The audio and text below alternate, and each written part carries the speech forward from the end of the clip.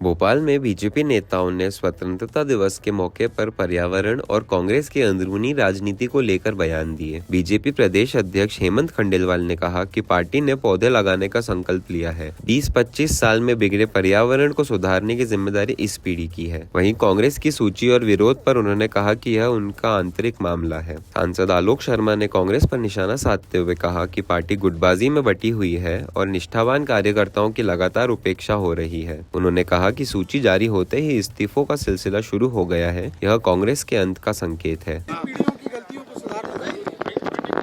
हमारे भगवान दास जी लोकप्रिय विधायक और हमारे प्रदेश महामंत्री, उन्होंने 5100 पौधे यहाँ लगाने का संकल्प लिया है। मैं पूरी टीम को बधाई देना चाहूँगा, क्योंकि प्लांटेशन बहुत ज़रूरी है, उसकी हिफाजत भी ज़रूरी है। 20-25 साल में जो पर्यावरण बिगड़ा है उसे सुधारने की जिम्मेदारी भी इस पीढ़ी की है। हम सब संकल्प लें कि हम वैसा ही पर्यावरण अगली पीढ़ी को देंगे जैसा पर्यावरण पिछली पीढ़ी ने हमें दिया। सर, कांग्रेस की लिस्ट आ गई और भयंकर जो है विरोध सामने आ रहे हैं। एक तो जीतू पटवारी जी के जो खासम खास हैं, गुर्जर साहब, उन्हीं ने इस्तीफा दे दिया।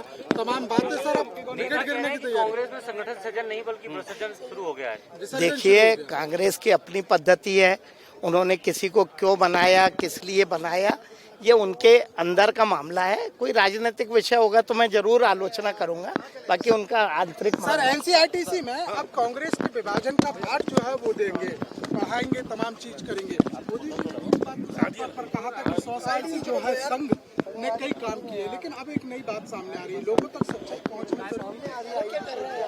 नहीं, एनसीईआरटी समय समय पे अपने पाठ्यक्रम में बदलाव करती है और जो छात्र हित में, जो देश हित में, जो राष्ट्र हित में होता है उसे करने का प्रयास करते हैं। लगता है कि ये चूंकि उनका आंतरिक मामला है, फिर भी उन्होंने जिस प्रकार की सीनियर कार्यकर्ता का अपमान किया है, मुझे लगता है कि इसके घातक परिणाम आएंगे।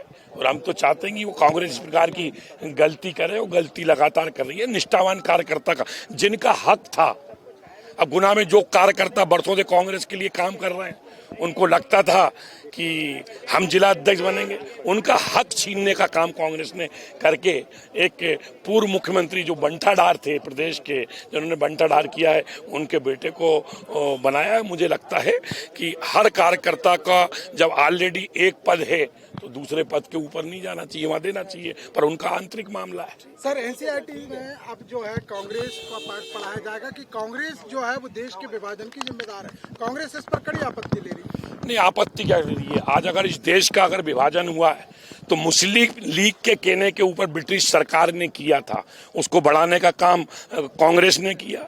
आज उसका दोषी कांग्रेस है, उसका दोषी जिन्ना है, उसके दोषी अंग्रेज है। अगर आने वाला समय देश पीढ़ी परिवर्तन के दौर से गुजर रहा है और आने वाली पीढ़ी को देश की वास्तविक इतिहास के बारे में भी पता होना चाहिए कि आज हमारा जो भारत था वो अखंड भारत था, उसको तोड़ने का काम, उसको विभाजन करने का काम वोट बैंक और तुष्टीकरण की नीति कारण अगर किसी ने किया है, कांग्रेस पार्टी ने किया है। अगर ये पाठ्यक्रम में पढ़ाया जाएगा तो ऐसे ही थोड़ी लेके आए, तथ्यात्मक तरीके से आए। कहाँ कहाँ नेहरू ने गलती करी, कहाँ कहाँ सरदार वल्लभ भाई पटेल को हटाया गया, उनका हक छीना गया, कहाँ कहाँ के ऊपर संविधान निर्माता भीमराव अंबेडकर को चुनाव से रोका गया, सांसद बनने से रोका गया।